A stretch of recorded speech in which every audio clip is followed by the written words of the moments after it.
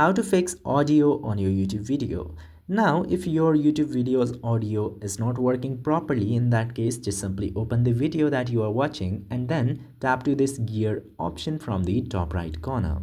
After tapping into the gear, you will get to see a bunch of options. You just simply need to select the playback speed at very first. If this is not set into 1x speed, in this case you might not hear your audio clearly. If it's set to lower than 1 or very high than 1, in this case you will not hear the audio clearly. Just simply set it to 1x.